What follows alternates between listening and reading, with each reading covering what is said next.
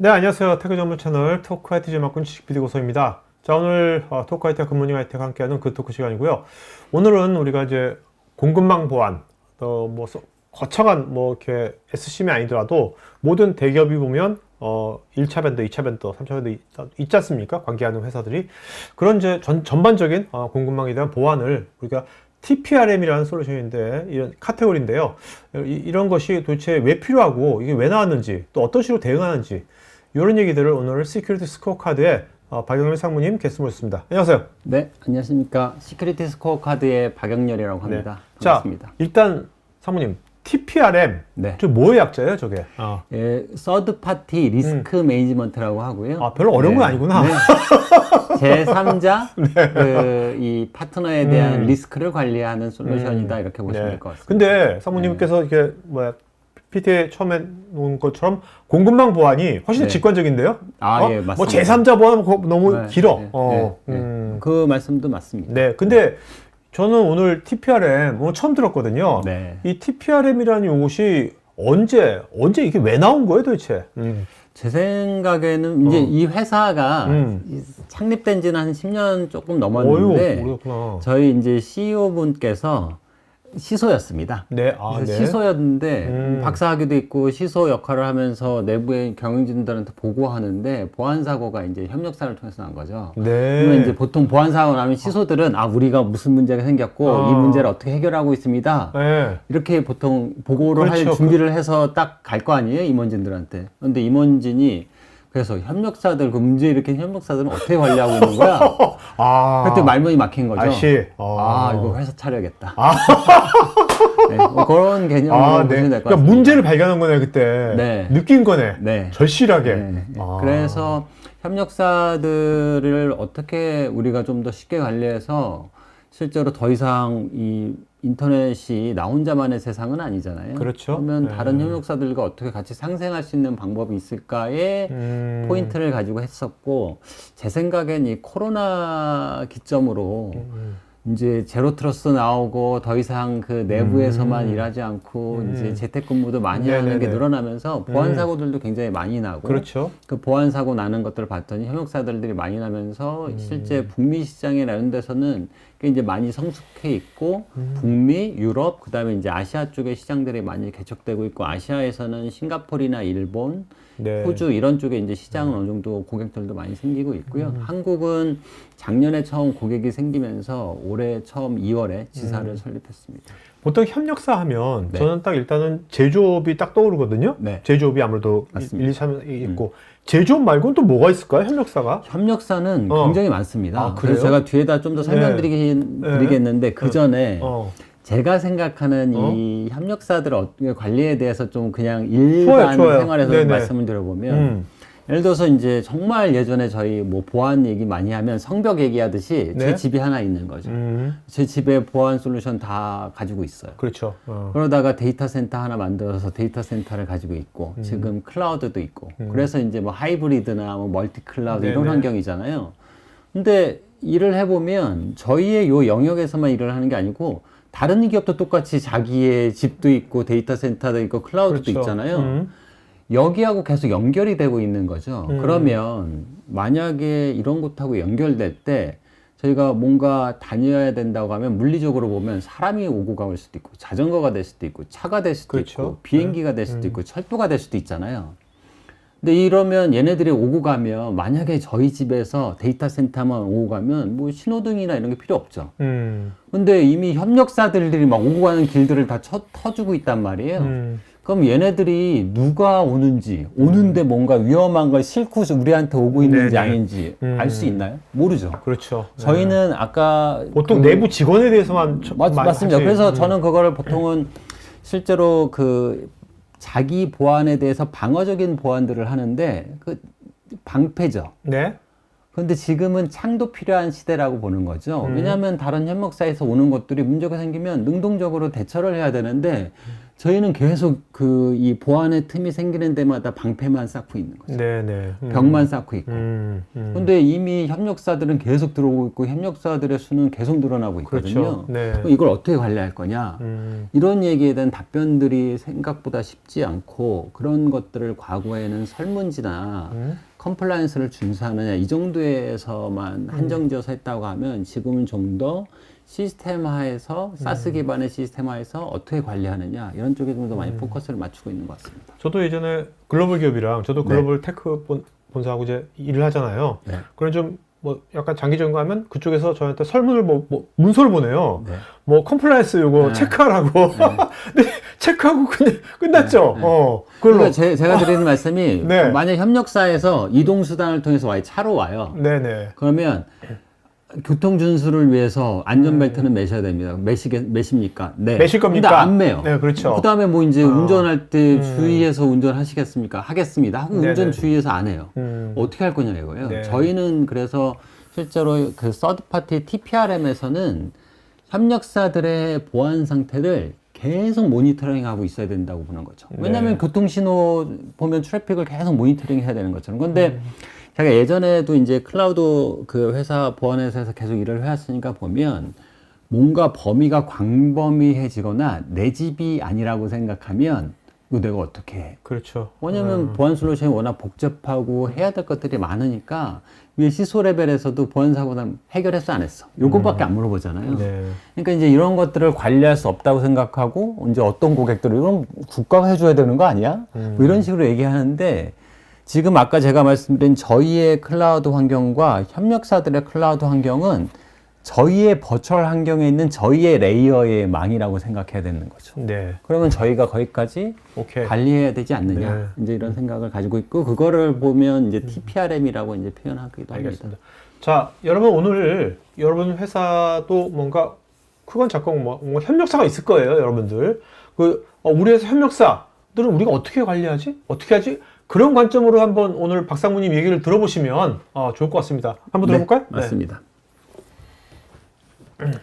그래서 이제 제가 아까 말씀드린 것처럼 과거에는 조금 더 방어적인 보안을 했다고 하면 오늘 좀 더 저희 솔루션에 관심을 가질 분들은 이제 내가 좀 더 능동적으로 약간 대응을 해야 되지 순제적으로, 않나? 순제적으로 대응해야 되지 않나? 이런 부분의 관점들을 가지고 좀 바라보시면 좋을 것 같고요. 저는 좀 오늘 우선은 보안 사례들을 좀 얘기하거나 여러 가지 다른 또 이 실제 비즈니스 모델들 이런 것들을 말씀드리면서 현재 저희 마켓에 나와 있는 이 실제 공급망을 통해서 발생하는 보안의 이슈들을 좀 더 설명을 하고요. 그 다음에 저희 솔루션에 대해서도 좀 간단하게 설명을 드려보도록 하겠습니다. 이제 이거 보시면 뭐 많이 보시는 화면일 수 있는데 그 제로 트러스트 얘기하면서 공격 표면이 확장된다고 그렇죠. 얘기하고 공격 표면이 확장되는 거에 보면 뭐 하이브리드 뭐 멀티 클라우드 얘기하면서 보면 그 안에 들어가 있는 건 오픈 소스 라이브러리. 이거 누구나 개발자나 다 쓰니까 이것도 공급 표면이 확장돼 있고 그렇죠. API 사용하고 있죠. API 파트너들이 사용해서 접속하는 경우 굉장히 많죠. 이제 그 다음에 또 이제 저희가 SaaS 서비스도 많이 쓰잖아요. 네. 그 다음에 AI 서비스도 많이 쓰죠. 여기에 공통점이 다 서드 파트입니다.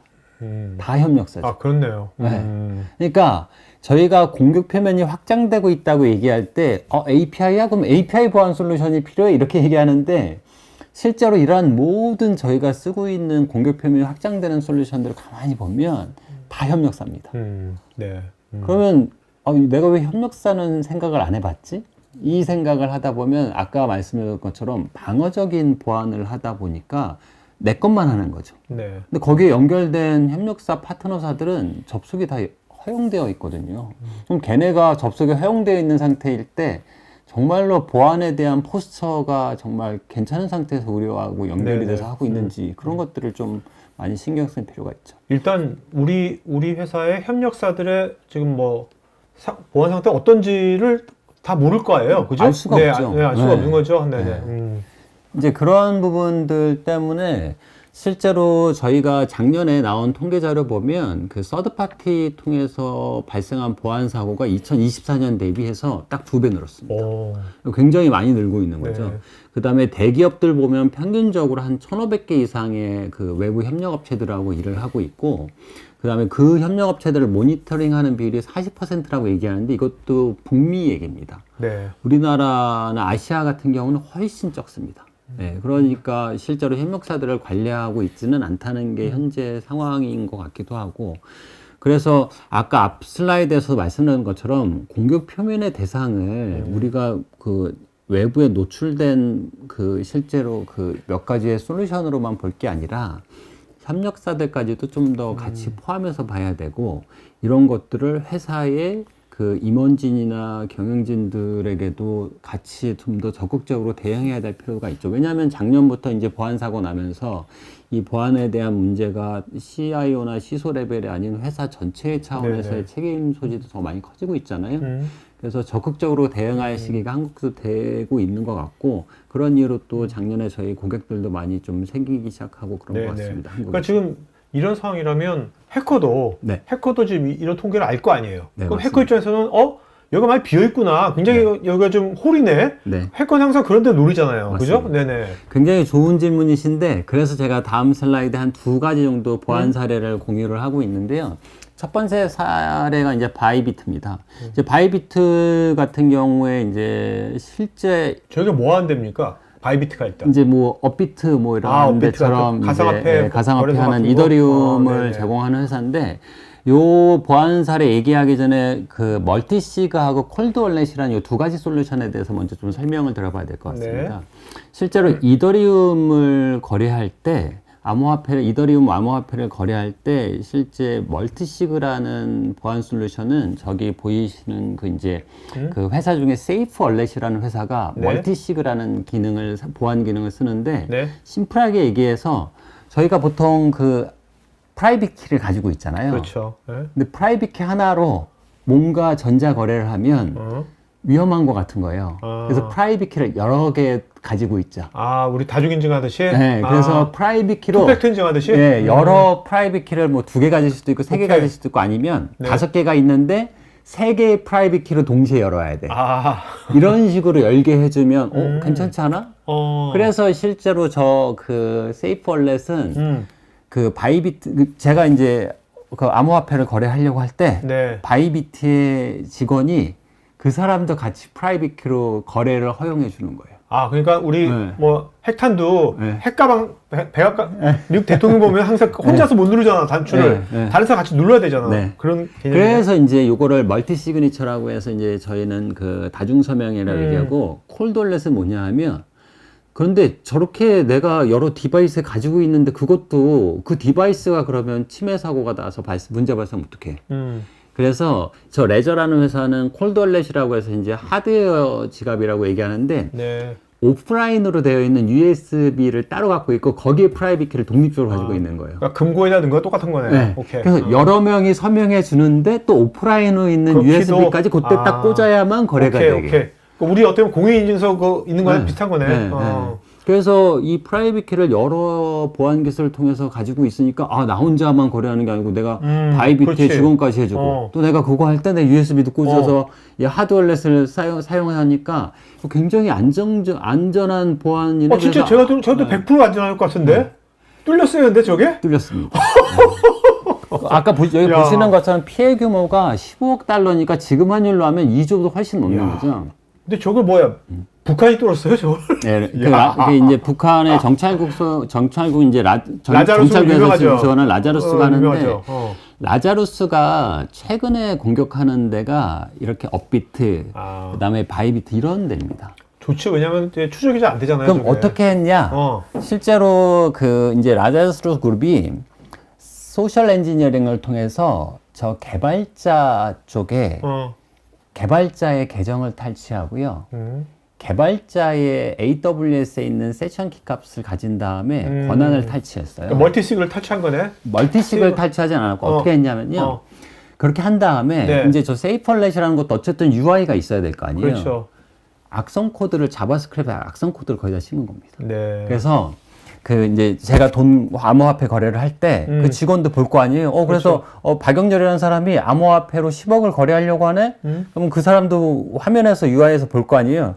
악성 코드가 심어져서 겉에 UI에서는 박영렬이 거래를 하는데 뒤에 심어진 악성 코드에서는 라자루스 그룹이 자기 해커 쪽으로 가져가서 실제로 그 콜드 월렛에 있는 키 값을 자기네가 소유자로 지갑에 대한 소유권을 가져가는 거예요. 네. 그래서 실제 모든 암호화폐 거래를 이 라자루스 그룹이 다 탈취해 가서 그게 2조 규모가 됩니다. 그러니까 이 화면에 뭐 잡스 넣어가지고 네. 그 실제로 콜드 월렛도 원래 콜드 월렛이 아니라 네. 자기네가 만든 콜드 네, 월렛을 그쪽으로 소유권이 이전이 된 거죠. 아, 네. 그래서 실제로 바이비트 자체는 아까 말씀드린 것처럼 그 얼마나 보안 솔루션을 많이 가지고 있어요. 몇 네네. 겹이. 네. 하지만 저 세이프월렛은 계속 쓰고 있는 데인데 저쪽이 침해가 된 거를 알 수가 없는 거죠. 네. 그래서 저는 이게 협력사를 통해서 발생한 가장 대규모의 이 피해 규모가 큰 그렇네요. 그 보안 사고 중에 하나라고 볼 수 있을 것 같습니다. 이 작년에 벌어진 거네요. 네. 이제 두 번째가 이 파워스쿨은 북미에서 가장 큰 그 테크 쪽의 회사입니다. 네. 그래서 여기 같은 경우에는 그 실제로 여기 보시는 것처럼 뭐 SIS 그래서 학생 정보 시스템, 관리 시스템, 인사 관리 시스템 다양한 시스템들이 있고 저 소프트웨어들이 뭐 자체 다 개발한 게 아니기 때문에 서드 파티나 이런 데를 통해서도 개발을 해서 가지고 있어서 네. 저 회사도 우리도 보안 굉장히 엄격히 해야 돼. 왜냐하면 학생들 정보나 그렇죠. 그 실제로 이 선생님이나 이런 정보들이 다 있죠. 네. 그렇기 때문에 저기는 그 SOC 2 타입 2 같은 컴플라이언스나 ISO 27001의 인증도 당연히 보유하고 있고 네. 다 매번 오디트하고 있고 그 다음에 주기적으로 펜테스트도 하고 있고요. 그 다음에 취약점 점검도 수행하고 있고 그 다음에 데브옵스 쪽에 프로세스 도입해서 다 관리하고 있고 SOC 있고 그 다음에 교육도 다 하고 있습니다. 할 거 다 하는 거잖아요. 네. 그래서 제가 하는 말이 이걸 보고 진짜 이 파워스쿨의 보안 담당자한테 뭔가 보안 제대로 안 하고 있다고 말하면 안 되겠다 이런 생각이 들 정도로 할 걸 다 하고 있는 거죠. 그런데 실제로 학생 6,200만 명의 학생 정보하고 950만 명의 교직원 교직원 정보. 정보가 다 털렸습니다. 야. 그러니까 실제로 이렇게 털려서 봤더니 그 안에는 개인 정보만이 아니라 의료 기록, 성적 정보까지 다 포함됐으니까 그냥 딱 개인 뭐 SSN 정보만 소셜 네. 아이디 이런 정보값만 가져간 게 아닌 거죠. 그래서 데이터들은 다 가져갔는데 이 사고는 그럼 어떻게 발생했느냐? 이것도 파워소스라는 고객 지원하는 포탈에 계정이 탈취되고 파워소스를 통해서 내부의 계정 정보, 그 학생과 교직원 정보를 다 탈취해 간 겁니다. 그러니까 파워소스 라는 그 서드 파티, 예.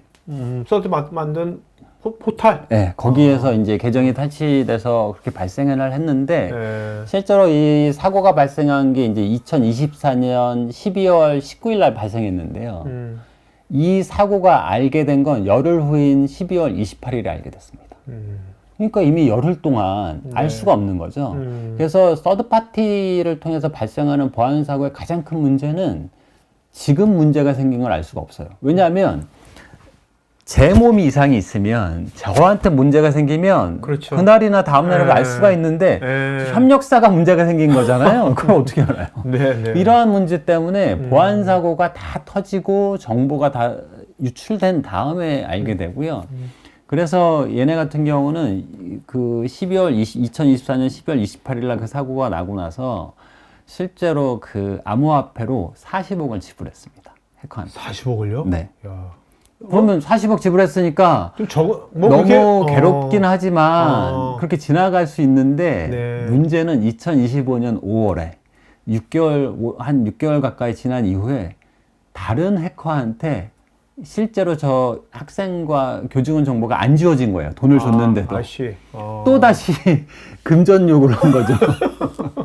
그래서 더 크게 대두가 된 문제입니다. 왜냐하면 해커가 네. 지웠다고 하지만 개인정보 그렇죠. 지웠는지 아닌지 알 수가 없잖아요. 그렇죠. 돈은 줬지만. 그리고 저걸 또 다크웹에서 네. 또 비싸게 팔았을 수도 있죠.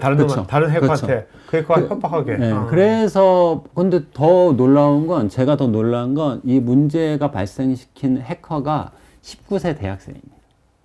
잡혔어요, 해커가? 네, 잡혔습니다. 그래서 이 해커는 딱 4년 살았어요. 그 이제 형은 상량은 4년 받았는데 이 4년 받았다고 해도 어쨌든 이 사람은 40억이나 그 금전을 탈취했고 이제 나중에 추징 당했겠죠. 하지만 이 대학생이 할 수 있다는 건 누구나 해커가 될 수 있는 거죠. 정말 쉽게 당연히 요즘 AI 얘기도 많이 나오지만 누구나 쉽게 공격할 수 있고 그 공격은 약한 연결고리인 그렇죠. 서드 파티를 통해서 많이 발생하고 있는 것 같습니다. 그래서 실제로 고객은 그런데 협력사들 얘기할 때 아니면 얘기할 때 가장 처음에 보안에서 해야 될 게 컴플라이언스 많이 얘기합니다. 그래서 우리는 컴플라이언스 뭐 다 준수했습니다. 다 가지고 있습니다. 그리고 저도 이제 외국계 밴드에 많이 있지만 고객이 얘기하면 뭐 컴플라이언스 준수하냐 그 자료 달라 하는데 제가 얼마 전에도 국내 이 실제로 뭐 고객들이나 그 이 보안 관련돼서 많이 그 스탠다드나 컴플라이언스 얘기하시는 만나면 우리 작년에 한국에서 난 보안 사고들 다 컴플라이언스 준수한 데부터 난 거야. 이게 뭐가 얼마나 컴플라이언스만 가지고 해결하는 건 그렇죠. 진짜 모든 걸 해결할 수 없어. 이런 얘기 많이 하거든요. 그래서 실제로 정말 컴플라이언스는 저희가 가장 기본적으로 우리가 뭔가를 지켜야 될 그냥 기본 그냥 강령 정도인 거죠. 그걸로 모든 거를 해결할 수는 없는 것 같습니다. 그래서 제가 요 좀 간단한 그 예시 자료를 하나 만들었는데 매출 규모가 국내에서 10조 정도 되는 기업이 국내에 그 제가 검색해 보니까 한 40군데 정도 되더라고요. 그러니까 국내의 모든 대부분의 대기업 직원 수가 한 1000명, 10,000명 내외 정도가 이제 매출 규모가 한 10조 정도 되는데 그 회사들 기준으로 볼 때 예를 들어서 그 보안 쪽에 투자하는 금액이 여기 보시는 것처럼 100이라고 할 때 서드 파티 쪽에 투자하는 금액이 제일 적습니다. 그런데 사고가 발생할 때 예상되는 손실은 그 반대로 서드 파티 쪽에서 발생할 때 가장 큽니다. 그 이유는 통제 불가능한 영역이고 그다음에 인식도 늦게 되는 인식도 거고. 사고가 다 나고 모든 침해 사고가 다 발생하니까 피해 규모가 제일 크죠. 그러면 왜 저기에 투자를 하는 비용은 제일 적냐? 우리가 컨트롤할 수 없는 영역이라고 생각하기 때문인 거죠. 그렇죠. 네.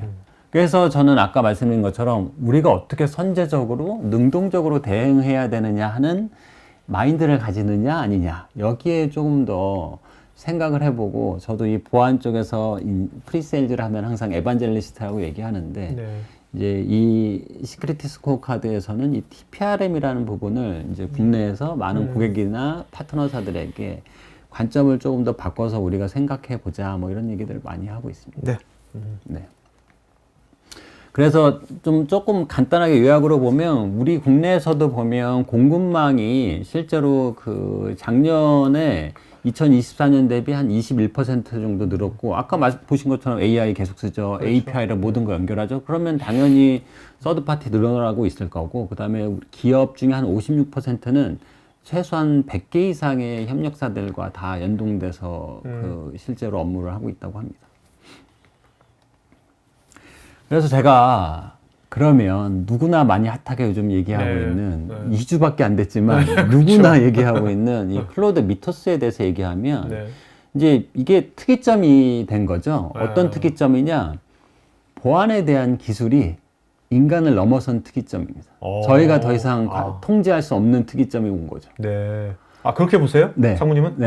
그 실제로 이 클로드의 미토스에서도 저희가 놀란 이유는 프로토타입으로 우리가 클로드의 미토스가 있으니 보안 쪽에 먼저 시도해 볼게. 다른 데 다 적용하기 전에. 했는데 문제가 너무 심각한 거죠. 그래서 프로젝트 원래 미토스는 그냥 제너럴하게 만든 거지 제일 보안용으로 만든 건 아니잖아요. 맞습니다. 그죠? 그러니까 어디에든 쓸 수 있는 거기 때문에 이제는 어디에서도 기술이 인간을 넘어선 특이점이 온 거죠. 뭐 산업혁명과 똑같죠.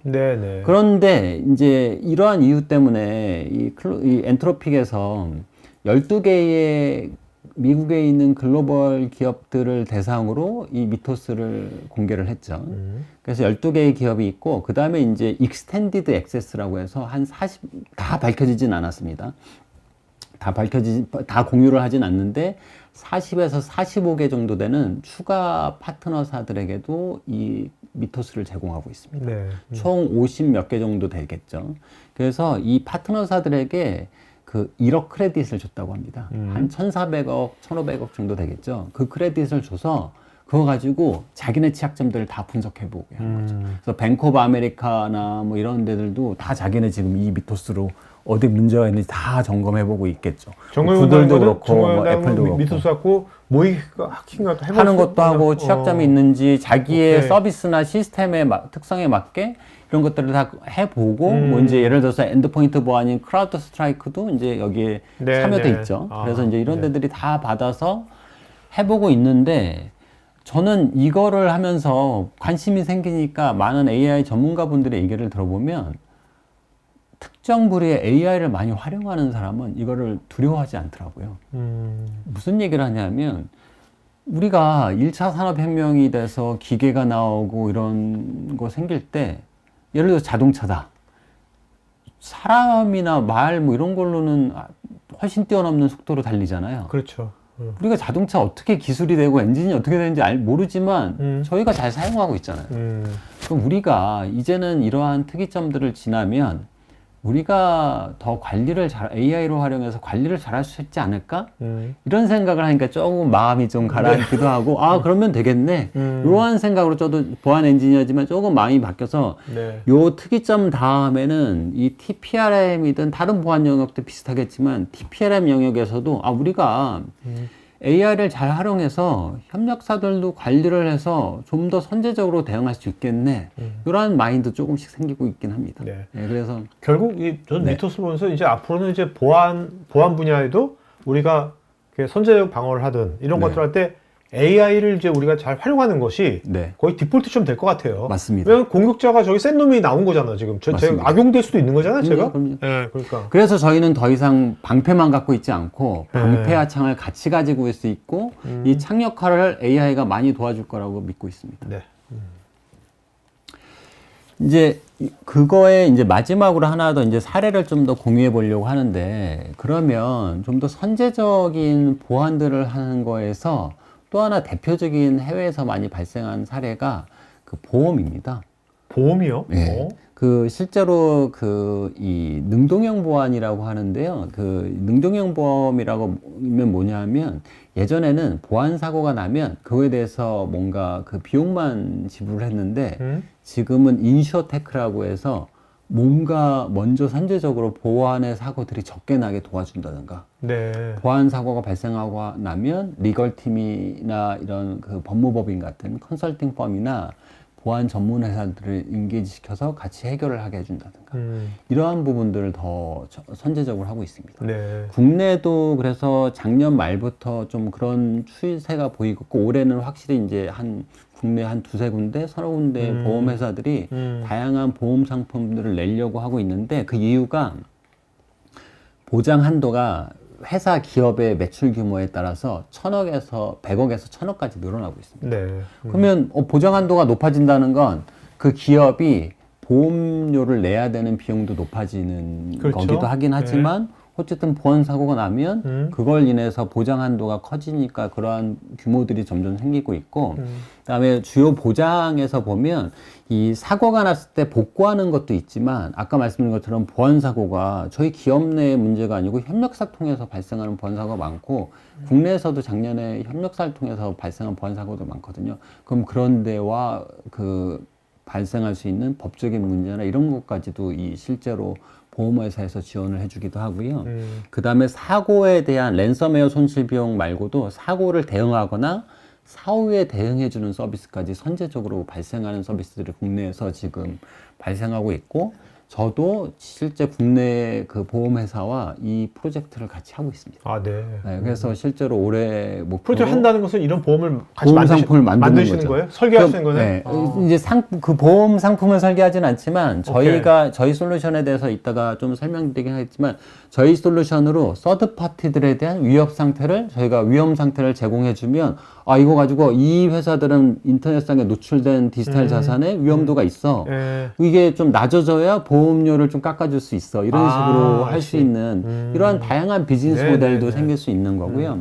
실제 해외는 이런 걸 통해서 실제 교육기관의 랜섬웨어를 대응하고 복구하거나 비영리 단체가 자금 탈취하는 피해가 생기는 것들을 회수하기도 하고, 그 다음에 24/7으로 보안 시스템들을 모니터링하고 경보를 해주는 이러한 서비스들까지도 같이 그 해주는 회사들이 꽤 있습니다. 이런 해외는 이런 사이버 보안 보험이 꽤 활성화됐나 보죠? 굉장히 많이 활성화되고, 국내는 아직 활성화 안 된 상태이고. 국내는 실제 올해 시작이 되고 있는 네네. 상태라 제가 보기에는 이제 앞으로 1년에서 3년 사이에 많이 활성화될 것처럼 보이고 있고요. 그럼 왜 하느냐? 이 사례를, 그 해외 사례를 보면 실제 저희 TPRM이나 다른 그 능용형 그 여러 가지 대응 서비스들을 가져감으로써 여기 보시는 것처럼 해당 기업이 보험 청구하는 비율이 73%나 줄었다고 하더라고요. 네. 그러면 해당 기업이 내는 보험 청구율이 줄었다는 건 보험 사고가 줄었다는 얘기기도, 아니 보안 사고가 줄었다는 얘기기도 그렇죠. 하죠.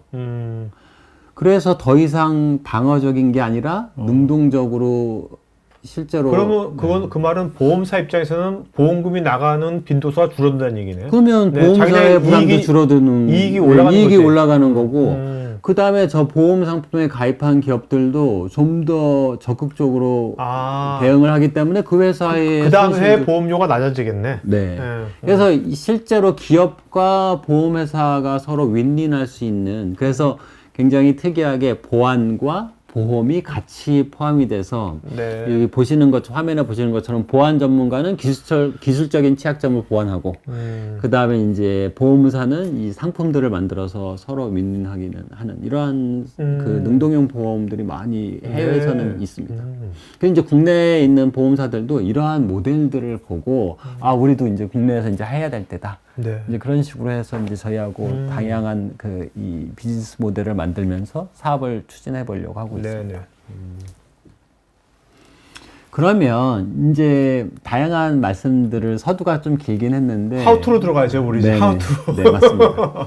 그럼 TPRM이 저도 이제 실제 그 자세히 말씀하신 것처럼 자세히 알지는 못했었는데, 봤더니 그러면 고객들이 지금 현재 어떻게 하고 있느냐, 협력사들을, 그러니까 서드파티에 대한 리스크 관리를 어떻게 하느냐 여쭤봤더니 아까 처음에 서두에 말씀하신 것처럼 설문지를 작성하거나 컴플라이언스 준수하고 있냐, 네. 이거죠. 그래서 체크.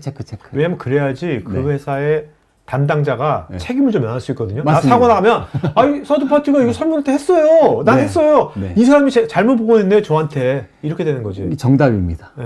근데 그게 정말로 쉬운 방법인 거죠. 근데 그거는 눈 가리고 아웅이잖아요. 그 타조가 위험이 그렇죠. 생기는 얼굴만 가린다고. 그래도 그 직원은 자기 자리를 또 보존해야 되니까. 맞습니다.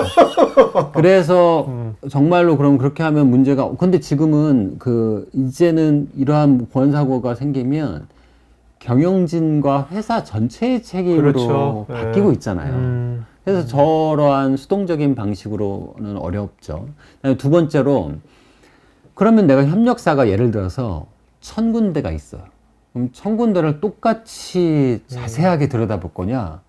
현실적으로 불가능하죠. 불가능한 것도 있고요. 그다음에 협력사마다 규모가 다릅니다. 어떤 데는 디지털 자산이 1000개가 있고 어떤 데는 50개가 있어요. 네. 그럼 차이가 20배나 나는데 내가 이거를 똑같이 관리해야 돼? 우선순위나 문제가 발생할 수 있는 것들에 대한 좀 이 정량적인 그 수치화나 이런 것들이 필요한데 그런 걸 하기가 어렵습니다. 네. 그 다음에 이제 실제로 그런 거 하려면 보안 운영센터와 같이 운영 관리를 해야 되는데, 아까 말씀드린 것처럼 보안 운영센터는 설문지로 끝. 그렇죠. 아니면 실제로 기업에서 파트너사들과 협업하는 상생협력팀이나 뭐 법무팀이나 이런 데와 같이 협업을 해야 되는데, 저희는 그렇게 하는 환경들은 아직까지는 좀 충분히 마련되어 그렇죠. 있지는 않죠. 그리고 또 그런 팀들도 그건 내 소관이 아니라 생각하죠. 맞습니다. 네. 네. 이제 내 소관이라고 생각하지 않는 이유 중에 첫 번째는 할 수 있는 방법이 없어서이기도 합니다. 그렇죠. 네. 그래서 실제로 저희는 이 기존의 이런 수동적인 TPRM에서 조금 더 실시간으로, 그 다음에 지속적으로 협력사들을 관리할 수 있는 방법들을 좀 해보자. 그래서 내가 통제 불가능하다, 뭐 이런 생각을 하지 말고, 그 다음에 두 번째로는 ROI도 좀 더 발생하는 것들이 명확해 보이고, 이걸 통해서 리스크를 정량화해서 이런 문제들이 발생하지 않으면 우리가 얼마나 금전적인 손실을 입지 않을 것인가. 이러한 정보들을 그 기업에게 제공함으로써 실제로 시소분들이나 아니면 보안 그 실무 책임자들이 경영진이나 임원진에게 굉장히 명확하게 이제 보고할 수 있는 이러한 것들도 좀 마련해 나가는 게 맞다. 그렇게 생각을 하고 있고요. 이제 그렇게 하기 위해서 보면 저희가 어떻게 그러면 공급망들에 대해서 이 회복 탄력성을 가져갈 거냐. 이렇게 볼 때 아까 말씀드린 것처럼 기초적인 실사를 하는 것들에 대해서 조금 더 주기적으로 관리를 하는데 주기적인 관리를 지속적으로 하자. 그 얘기는 뭐냐면 저희 시스템 같은 경우에는 협력사들의 이슈가 생기는 것들을 실시간으로 계속 문제가 생기는 것들을 발견해서 확인을 해줍니다. 왜냐하면 협력사가 어느 순간 서비스가 열릴 수도 있고 누군가 컴프로마이즈 돼서 내일 다 문제가 생기면 내일 새로운 이슈가 발생할 수도 있잖아요. 네네. 그럼 오늘 펜테스트에서 했거나 오늘 설문조사 했거나 오늘 컴플라이언스 한 게 의미가 없죠. 내일 발생한 일에 대해서. 그래서 지속적인 관리가 필요한 게 하나가 있고요. 지속적인 관리를 한 다음에 최종적인 여정은 실제로 어떤 부분이 생겨야 되냐면 알았어. 협력사에 무슨 문제가 생겼는지 모니터링했어. 그 협력사가 우리한테 어떤 위협이 될 수 있어 까지 제공해 주는 게 이제 저희가 최종적으로 가고자 하는 목표입니다. 근데 궁금한 게, 자, 우리 회사에 네. 뭐 협력사가 삼성전자야. 협력사가 뭐 10,000개 있어. 네. 10,000개 있으면 내가 그러면 그 시큐리티 스코어 카드에는 우리 회사 10,000개 회사의 이름만 알려주면 되는 거예요? 네, 맞습니다. 네? 네. 나머지 여기서 알아서 하는 네. 거예요? 그 제가 뒤에서 뭐 설명드리기 전에 먼저 말씀드리면 저희는 어떻게 그 실제 협력사들의 상태를 아냐면 이미 저희 데이터베이스에는 인터넷상에 노출되어 있는 모든 디지털 자산의 정보들이 다 저희한테 수집되어 있습니다. 디지털 자산이라 하면 도메인, IP 주소들이죠. 네네. 그래서 실제로 A라는 기업이 있으면 A라는 기업의 도메인 주소만 알면 그 도메인 주소를 기반으로 그 도메인을 소유하고 있는 모든 서브 도메인이나 실제 차일드 도메인 정보를 다 가져오고요. 실제 이렇게 수집된 도메인 정보를 기반으로 인증서에 들어있는 서브 도메인이나 다른 도메인 정보, 그 다음에 이 도메인들과 매핑되어 있는 IP 정보까지 저희가 하나의 고객의 디지털 자산으로 정의를 자동으로 내리고요. 네. 이걸 기반으로 이 도메인과 IP 주소가 저희가 예를 들어 도메인이 100개, IP 주소 1000개가 저희한테 수집이 되면 여기에서 저희가 계속적으로 모니터링했던 위협 정보를 즉각적으로 제공합니다. 네. 그래서 실제로 기업들을 협력사를 바로 등록만 하면 바로 실시간으로 그 기업의 위험 상태를 제공할 수 있습니다. 그렇다면 이미 이 시큐리티 스코어 카드는 글로벌하게 많은 기업들의 그것들이 이미 데이터를 갖고 있겠네요, 지금. 이미 다 가지고 있습니다. 네. 그래서 실제로 저희가 이렇게 제공하는 거를 솔루션을 보면 아까 말씀드렸던 뒤에서 조금 저희 플랫폼을 설명드리긴 하겠지만 이렇게 가지고 있는 실제 저희의 플랫폼 상에서 현재는 타이탄 와치라는 제품에서 모든 서드파티 협력사들의 정보들을 가지고 있긴 합니다. 그래서 그걸 통해서 가시성을 제공하고 있고요.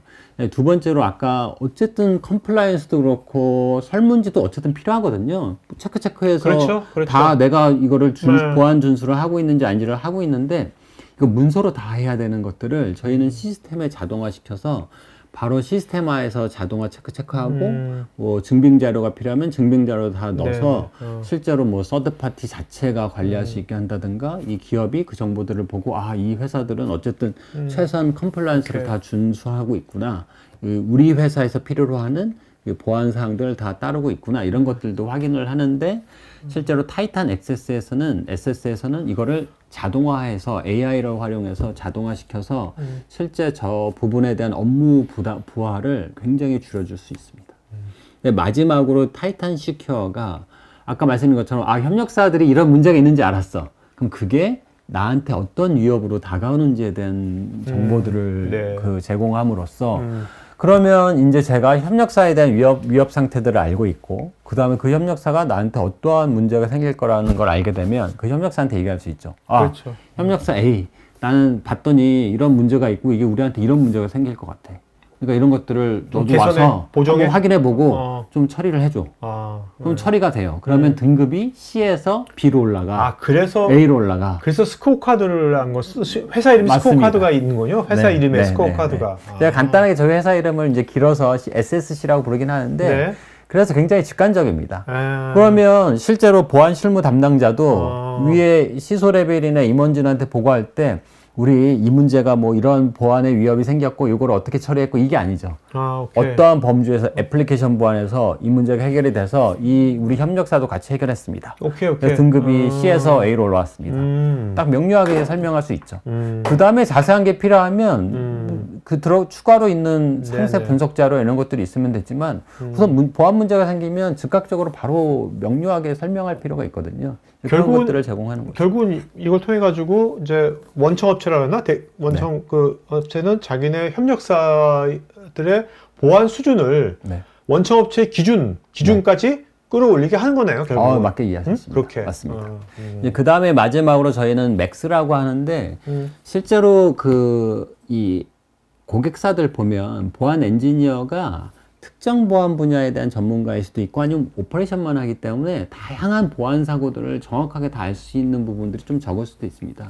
그래서 보안 전문가들에 대한 서비스가 필요할 때는 저희의 이제 매니드 서비스를 통해서 네네. 저희 한국에 있는 파트너사들과 협업을 통해서 이제 지원을 받으면 저희의 전문가의 컨설팅이나 매니드 서비스도 받으실 수 있는 그러한 구조를 가지고 있습니다. 근데 이게 네. 말씀드려보면 이것도 이제 클라우드 사스 서비스잖아요. 맞습니다. 구독제죠. 네. 구독제면 그렇게 아까 뭐 우리 회사의 협력업체 뭐 1000군데 1000군데 그 이름만 딱 주면 되는 거잖아요. 맞습니다. 다른 거는 엄청나게 뭐 여러 가지를 할 필요가 없는 거잖아요. 없습니다. 어차피 POC 같은 것도 굉장히 심플할 것 같은데요? 굉장히 심플합니다. 그래서 실제로 저희가 POC 할 때 작성하시는 폼 보시면 네. 협력사 이름, 도메인 끝입니다. 네. 끝. 아, 그걸 뭐 다 하진 않겠고 그중에 샘플링해서 주겠네요. 뭐 정말로 관심 있으면 많이 하시겠다고 하면 하면 좋은데 우선은 좀 관리를 해보고 싶은 협력사들의 리스트를 보고 내가 이제 실제로 그 보안 엔지니어는 저도 그렇고 이 보안 솔루션이 있으면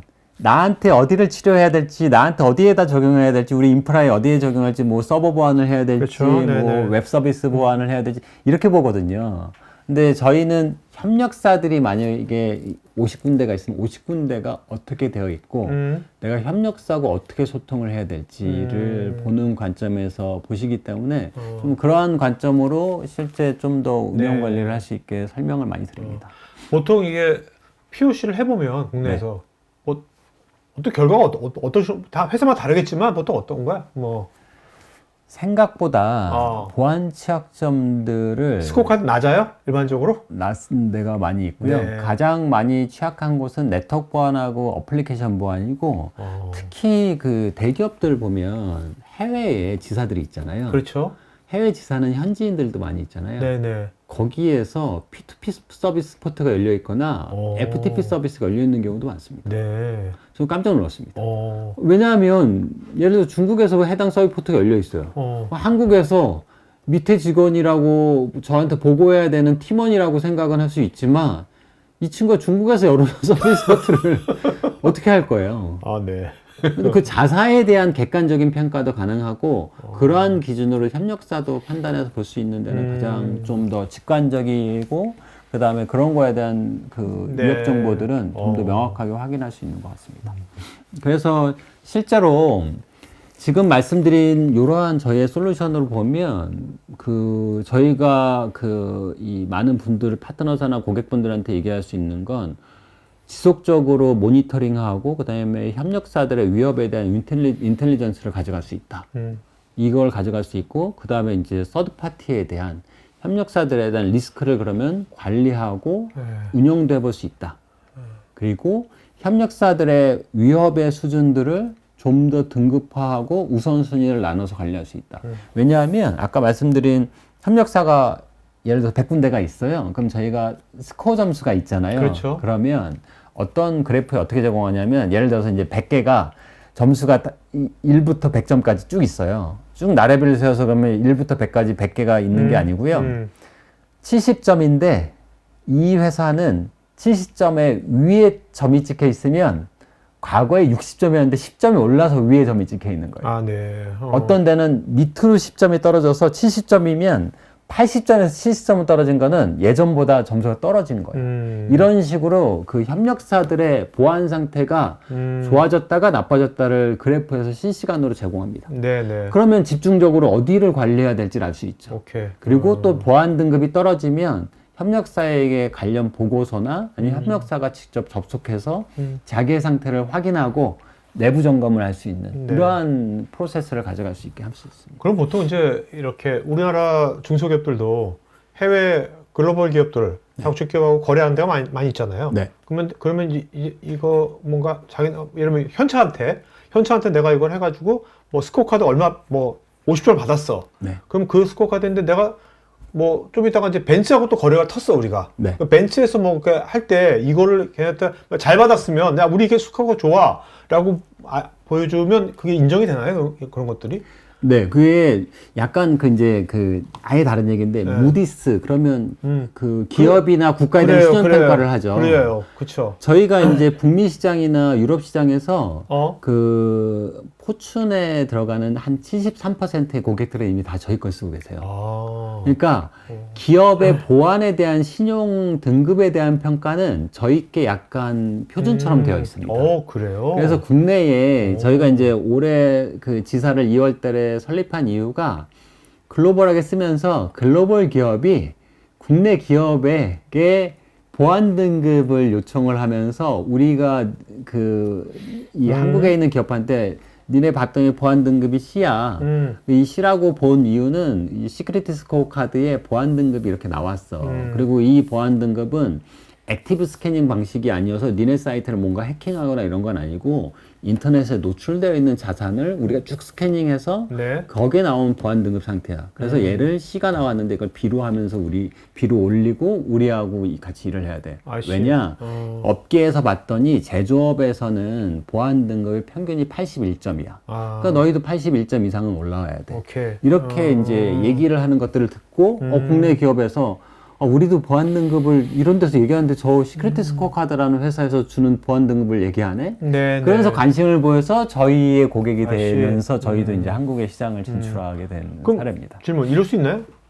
내가 이제 중소기업이에요. 중소기업인데 뭐 부품만 만드는 회사야. 네. 근데 이제 그래서 이걸 그래서 그래 우리도 그러면 이제 보안이 중요해졌으니까 그러면 그 시크릿 스코어 카드에서 우리 보안 등급이 얼마인지 좀 알고 싶어요. 네. 뭐 1년간 뭐 이거 매년 구독하는 게 아니라 일단 내 보안 등급을 알기 위해서 뭔가 서비스 받는 그런 게 있나요? 아니면 그냥 그냥 치면 나오나? 저희 웹사이트 들어가시면 바로 프리 트라이얼 들어가시면 바로 나와요? 서비스 제공하고요. 거기서 그냥 도메인만 넣으시면 바로 정보 제공합니다. 그러면 내 회사에 보안 카드 얼마인지 나오는구나. 바로 나옵니다. 그거 이유도 나와요? 다 근거와 함께 같이 나옵니다. 근데 저희가 액티브 스캐닝을 하진 않기 때문에 네네. 아주 상세한 그 오케이. 정보까지 제공하진 않지만 저희가 건강검진 받으면 나오는 것처럼 스캐닝하는 정보들은 그럼 다 액티브 나오게 스캐닝을 됩니다. 하면 뭐 에이전트 넣어가지고 한다는 것만. 그 부분을 제가 이제 오케이. 다음 슬라이드, 요 슬라이드는 시간 관계상 네네네네. 넘어가서 좀 말씀드려보면 네. 저희는 첫 번째로 이제 전 세계에 있는 41억 개의 IP에서 도메인 정보나 그 다음에 이 열려져 있는 포트 1500개 이상의 오픈되어 있는 포트 정보들을 계속 스캐닝을 하고요. 이걸 매주 하고 있고 저희 고객인 경우에는 매일 합니다. 네. 그리고 이제 다크웹이나 아니면 해커 채터나 이런 사이트에서 유출된 정보들도 다 수집을 하고요. 그다음에 저희가 자체적으로 싱코어를 글로벌 탑5 레벨의 싱코어를 가지고 있거든요. 그래서 저희 싱코어나 허니팟으로 온 정보들을 보고 오케이. 해당 기업에서 컴프로마이즈 됐으면 저희 쪽으로도 공격하거나 스캐닝할 거 아니에요. 그럼 그 IP 주소는 이 기업에 연관된 IP야. 그럼 그 기업의 누군가가 그렇지. 컴프로마이즈 됐다는 그렇지. 정보들을 저희가 제공하는 IP 평판 정보를 제공한다든가 그 다음에 저희가 이러한 정보들을 10년 동안 축적해서 가지고 있는 저희 자체의 히스토리컬 데이터도 있고 그 다음에 저희가 전 세계에 있는 최상위 2천만 개의 사이트를 계속 크롤링합니다. 그러니까 뭐 구글봇이 크롤링하듯이 저희의 그 크롤러도 전 세계에 있는 사이트를 이미 다 스크롤링해서 그 사이트의 현재 상태 정보들을 다 가지고 있죠. 그래서 저희는 이렇게 가지고 있는 전 세계의 정보들을 자동으로 다 수집을 해서 AI 기반으로 머신러닝으로 다 처리하고 이 기반으로 스코링을 매기고요. 여기 나와서 보시는 거 보면 이게 실제로 이제 궁금해 하시는 분들이나 이런 것들이 있으면 아까 말씀하신 것처럼 저희하고 별도 미팅을 하면 기술 자료나 이런 것도 화이트 페이퍼나 기술 자료들도 제공할 수 있지만 예를 들어서 웹방화벽을 쓴다. 그 웹방화벽 우회에서 탐지를 다른 웹방화벽이 있으면 저희가 정확한 탐지를 못할 수도 있으니까 실제로 고객의 서비스를 확인해 본다든가 뭐 아니면 위협행위자나 아니면 다양한 방법들을 통해서 정보들을 가져오고요. 그거를 실제로 저희가 보안 등급을 매기기 위해서 여기 보시면 A부터 F까지 보안 등급을 매깁니다. 네. 그 다음에 또 하나는 약간 재미있는 얘기인데 여기 보시면 아까 제가 데이터 수집을 한다고 했고 그 데이터 수집한 걸 기반으로 기업별로 공격의 외부에 노출된 표면을 탐색하고 머신러닝 기반으로 데이터를 처리해서 등급을 부여해야 되잖아요. 네. 근데 어떤 기업은 IP 주소가 100개예요. 근데 어떤 기업은 1000개, 10,000개거든요. 그럼 두 개가 보안 사고가 한 개씩 난다고 하면 똑같이 스코어가 뭐 B 이렇게 할 수는 없잖아요. 그렇죠. 네. 가지고 있는 디지털 자산의 규모가 달라서 저희 자체의 그 산출 방식이 있습니다. 그래서 기업의 규모와 보안 사고의 발생의 빈도를 각각 서비스 포트별로 저희가 정량화를 해서 수치화하고 오케이. 있고 그걸 기반으로 등급을 가지고 있습니다. 오케이. 그래서 이러한 기준으로 기업의 등급을 A부터 B까지 나눠서 실제로 같은 B등급이다, 같은 F등급이어도 실제로 발생 빈도와 이런 것들은 다 다르고 이 스코링하는 저 점수들은 계속 조정이 됩니다. 왜냐하면 어떤 보안의 위협은 심각할 수도 있고 또 뭐 1년 지나서는 더 이상 심각하지 않을 수도 있잖아요. 그래서 실제로 이러한 점수들은 계속 재계산이 되고 재계산된 것들이 적용이 되는 구조를 가지고 있고요. 아까 얘기하신 것처럼 왼쪽에 그 기업 자체의 보안 등급을 먼저 확인을 하고 아 우리 보안 등급 이러네 그렇게 판단한 기준으로 협력사들의 보안 등급을 탐지할 수 있고 네. 확인하고 관리할 수 있게 그런 식으로 저희는 솔루션들을 제공하고 있습니다. 시청자분들께서 오늘 방송 끝나고 나서 네, 여기면 시큐리티 스코어 카드 사이트 들어가면 네. 프리 트라이 있어요? 바로 있습니다. 거기서 바로 해볼 수 있는 거네, 다들? 맞습니다. 한번 해보세요, 여러분들. 네. 그래서 바로 시도하시면 되고 그래서 실제로 그 XDR이나 CDR들 많이 그 Extended Detection Response 그다음에 클라우드 컴퓨팅에 대한 그 디텍션 리스폰스에 네. 대해서 많이 익숙하신 것처럼 저희는 더 이상 보안이 방어적이지 않고 능동적이고 선제적으로 바뀌고 있다고 생각하고 있고 네. 그러한 관점에서 TPRM도 조금 더 선제적으로 능동적으로 대응할 수 있는 솔루션이라고 생각을 하고요. 실제로 그렇게 보면 저희 적용하는 워크플로우를 보면 첫 번째 협력사 등록하면 바로 보안 평가를 실행하고 그러면 협력사들이 어디에 개선 요건이 있는지들을 파악하게 될 거고요. 네. 그러면 협력사들한테 바로 메일을 보낸다든가 보고서가 자동으로 전송되게 한다든가 해서 실제로 보안 운영팀이 그 협력사들과 대응할 수 있게 하거나 저희가 제공하는 메인즈 서비스를 통해서 그 실제로 서로 대응을 해서 보안의 위협을 저희만 낮추는 게 아니고 협력사와 함께 같이 상생하면서 보안의 위협을 낮추는 네. 거죠. 그 다음에 계속 지속적으로 모니터링하는 거죠. 그러면 여기 메인 서비스라는 게 그 협력사의 보안의 위협을 낮추는 그런 뭐 그런 대응 방안이나 그런 것도 여기서 그 해주는 거예요? 정보들 아까 말씀드린 대로 정보만 제공하는 거예요? 아니면 그런 어떤 대응 방안까지 다 이렇게 구축까지 그 문서 안에 네. 실제로 이러한 문제가 발생했을 땐 저희 문제가 있는지에 대해서 어떻게 확인해 보라는 권고 사항이나 네. 아니면 해당 담당자에게 확인해 보라고 하는 오케이. 대응까지 제공합니다. 오케이. 그러니까 액션은 네. 그 협력사가 스스로 해야 되는 거네. 스스로 해야 됩니다. 여기가 책임지는 건 아닌 거네. 그것까지 책임지는 건 정말로 투머치라고 생각은 하고요. alright. 그래서 실제로 이 정보들을 협력사에 제공해서 보고 나서 근데 협력사들 중에서 보안 엔지니어가 없을 수도 있잖아요. 그렇죠. 그래서 협력사에 있는 전산 엔지니어가 이런 문제가 어떤 건지를 저희 사이트에서 자세히 이해하고 네. 레코멘데이션까지 본 다음에 내부에서 서버 담당자나한테 오케이. 가서 이거 보니까 이런 문제가 있고 이거는 이런 거라고 하니까 해결해 달라고 직접 액션을 취할 수 있는 네, 근거 네. 자료까지 제공하는 오케이. 것들을 저희가 하고 좀 있습니다. 있으면 내가 보기엔 시큐리티 스코어 카드에 네. 그 이런 협력사를 위한 챗GPT 같은 게 생길 것 같아. 이미 있습니다. 이미 근데 걔가 좀 더 좋아져가지고 네. 그냥 정말 보안 책임자가 없는 데서 많거든요, 중소기업 중에서. 맞습니다. 그냥 물어보면 알아서 정말 훨씬 더 저희가 이미 다 내재가 돼 있어서 지금 현재 뭐 챗GPT 쓰시거나 네. 뭐 제미나이 쓰시는 것처럼 똑같이 저희의 그 포털에서 접속하셔서 물어보시면 다 대답해 드립니다. 그렇지. 여기는 훨씬 더 거기에 그 도메인 스페시픽이 된 거니까. 네. 네, 뭐 여기까지가 네네네. 오늘 좋습니다. 발표 내용입니다. Q&A 시간 갖다 있고요.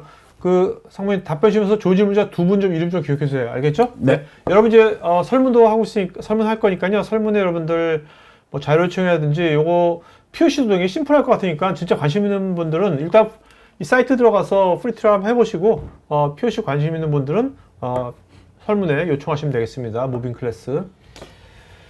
자, 그다음 질문 나왔는데. 이용기님은 요거는 오늘 뭐 일반 제너럴한 질문. 공격자는 2배가 뭐예요? 요새 10배 이상 더 부지런한 건데 AI 때문에. 그럼 보안 담당자 퇴근 시간도 2배 늦어질까요? 뭐 아니면 보안 담당자 워라밸은 앞으로 어떻게 될 것 같은지. 저는 실제로 이 공격자가 네? 공격 시간 그 2배 더 부지런해졌다는 건 해커가 부지런해진 게 아니고 네. AI를 쓰는 거죠. 그래서 아까 제가 말씀드린 것처럼 저희도 쓸 거 아니에요. 그렇기 때문에 저는 훨씬 더 일이 줄어들 거라고 생각합니다. 왜냐하면 얼마 전에 제가 팟캐스트를 들었는데 작은 5명의 기업인데요. 그 기업 안에서 봇을 50개를 개발해서 쓰고 있다고 합니다. 자기네 스스로. 네, 직원을 더 늘리지 않고 매출이 2.5배 늘었다고 합니다. 보안도 똑같다고 생각합니다. 지금 인원은 똑같지만 저희도 AI를 사용하면 저희는 방패만 가지고 썼는데 창까지 생기고 그걸 AI로 쓰는 거기 때문에 저는 저희의 업무의 부담들도 줄어들 수 있을 거라고 믿고 있습니다. 네. 지금 말씀 들어보니까 좀 있으면 좀만 지나면 이렇게 될 것 같아. 이런 그 보안 전문 기업에서 아까 보안 전문가 없는 회사들 많잖아요. 그런데다가 그 디지털 보안 에이전트를 파견 보낸다 그럴까?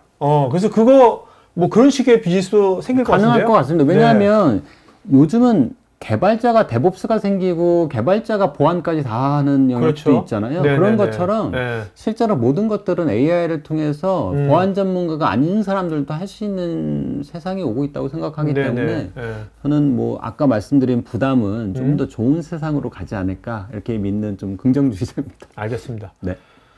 자, 서청정님께서요. CMMC의 경우 CMMC가 뭔가? CUI 정보의 흐름이 SCM 관점으로 협력사 전체를 보고 보안 위협을 체크하는데요. 하지만 가장 큰 문제는 협력사단의 IT 관리 능력이 많이 차이가 나다 보니까 단순 체크리스트가 어렵고 실사망을 통해서 확인을 해야 하기에 시간 전비용도 많이 드는데 오늘 말씀하신 솔루션을 활용할 경우 많은 부분이 감소될 것 같습니다. 다만 이게 SaaS인 것 같은데 이게 방산업체들이 이래서 좀 난색이 있을 것 같은데 이 부분에 대한 뭐 해결 방안이나 뭐 이런 것도 있는지. 제가 CMMC라고 하니까 갑자기 헷갈리는데 CMCC일 겁니다. 이게 국방 관련된 그 미국에서 얘기하는 그 컴플라이언스고요. 실제로 미국의 그 국방부는 저 보안을 준수하지 않으면 그 저희 국내에 있는 방산업체가 거래를 할 수 없습니다. 그리고 그 안에 서드 파티에 대한 관리에 대한 준수 요건도 들어가 있거든요. 근데 아까 말씀드린 것처럼 실제로 알사라고 하는 굉장히 되게 유명한 미국에 있는 방산 회사가 있는데 저희 고객이긴 합니다. 거기에서도 실제 컴플라이언스를 가지고 있는데 그 업체가 가지고 있는 컴플라이언스들을 저희 문서에서 관리하고 있는 거죠. 그러면 그 업체와 연관된 서드 파티들도 저희의 시스템에서 컴플라이언스 준수하는 걸 가지고 있고요. 그 컴플라이언스 문서가 저희가 이미 CMCC 같은 경우에는 가지고 있기 때문에 그 문서만 바로 등록하면 아까 제가 말씀드린 저희가 보안 등급 평가하는 이슈들이 있을 거 아니에요. 그거와 같이 저희가 알아서 매핑을 해서 니네 보안 준수하는 이 항목에서 이 5가지 항목은 컨플릭나 보안 이슈 있어 처리해야 돼 이렇게 하기도 하고 그 다음에 운영관리 그 컴플라이언스는 운영관리도 있거든요. 운영관리에 대한 증적 자료 다 넣어서 관리할 수 있습니다. 그래서 실제로 저희의 이 컴플라이언스에 대한 자동화 기능을 통해서 업무의 부하가 굉장히 많이 줄어들고 있습니다. 그 다음에 요 TPRM 서비스는 SaaS더라도 뭐 우리 회사 데이터를 올리는 것도 아니고 이걸 여기서 여기서 전체 모니터링한 걸 보는 거잖아요. 그냥 맞습니다. 그렇기 때문에 뭐 쌌어진다고 해서 크게 뭐 아무 이슈가 네, 없습니다. 이슈가 없을 것 같은데. 네, 개인 정보도 뭐 이런 것도 그러니까요. 쓰실 필요도 네. 없고. 네. 이우숙님은 TPRM을 처음 도입하는 기업 입장에서 가장 현실적으로 부담 없이 시작할 수 있는 최소 범위와 초기 뭐 서비스 단계는 어떻게 가져가는 것이 좋을까요? 이게 뭐 이건 어떻게 라이센스 뭐 구독료는 어떤 식으로 하는 건가요? 이제 이건요? 구독료는 아까 딱 말씀하신 대로 협력사의 수입니다. 협력사의 수. 네. 아. 저는 그래서 실제로 뭐 이호승님이 예를 들어서 네네. 보안팀이라고 하면 네. 보안팀이 저는 모든 협력사를 알고 있을 수는 없다고 생각하거든요. 네. 그래서 회사 차원에서 협력사를 관리하겠다는 공감대와 그 다음에 회사 내부에서 협력사들을 관리하는 팀이나 뭐 이런 데가 있을 거거든요. 네네. 그 정보들을 먼저 확인하고 그 회사 정보들은 집어넣기만 하면 통합해서 볼 수 있기 때문에 보시면서 어떻게 운영 관리할지를 좀 고민해 볼 그렇네. 필요가 있을 것 같습니다. 그러니까 처음부터 다 하는 게 아니라, 그죠? 정말 우리가 관리하고, 그걸 먼저 하면 되겠네요, 그거를. 국내 저희 그 이제 가장 큰 그 고객 같은 경우에서도 딱 그 고객의 범위를 정합니다. 왜냐하면 예를 들어서 영세하게 뭐 10명 있는 기업에 네. IT 시스템도 없어요. 네네. 거기까지 하는 건 아니잖아요. 그렇죠. 그 실제로 디지털 자산이 있고 그게 위협이 되는 것들을 해야 되는 거기 때문에 그러한 데피니션과 정의가 필요하고 그거를 관리하는 데부터 시작하면 아 내가 협력사 우리가 100군데가 있는데 50군데를 해야겠구나. 이러한 좀 정의 이해가 생길 것 같습니다. 서영수님께서는 이분은 시큐리티 스코어 카드를 앞서 이야기하신 전자회사랑 연계해서 써보고 있는 입장에서 여러 가지 정보가 공유가 되어서 당사의 가이드가 되고 있습니다라고 하네요. 이분 협력업체 같아. 전자. 이게 실제로 혹시 우리나라에 유명한 전자회사가 이거 쓰고 있나요? 이런 걸? 우리나라에도 쓰고 있고 해외에 있는 그 모든 반도체 회사들은 거의 대부분 저희 고객입니다. TSMC 같은? 그런 데나 뭐 브로드컴이나 다 저희 고객이어서 야. 실제로 국내의 기업이 A라는 그 국내 이제 제조 회사가 만약 쓴다고 생각하시면 네. 그 회사는 국내에서 그거를 지키고 있으면 여러 회사들 거래할 때 네. 거기다가 지금 지키고 있는 요 등급을 바로 제공하면 바로 처리가 되실 겁니다. 네네. 네. 자.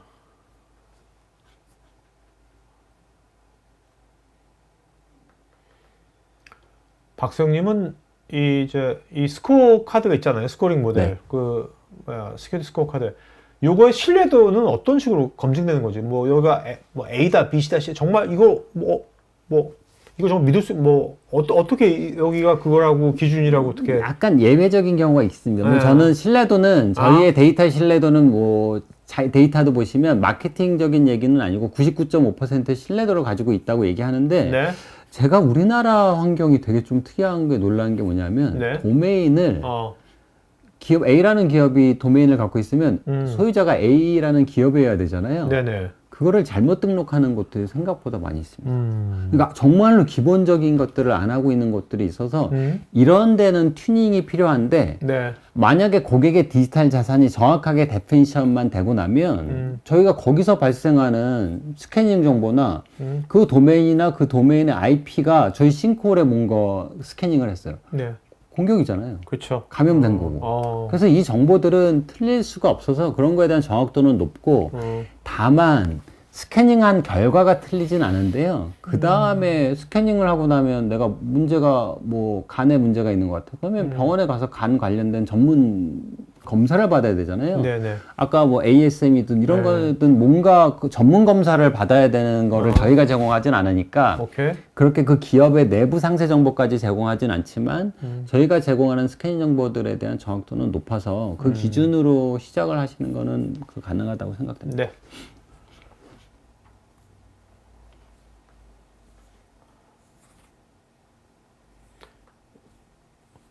어떻게 보면 지금 말씀하신 거는 이제 우리가 보통 이제 이런 디텍션 할 때 오탐 때문에 되게 골치 많이 하잖아요. 네.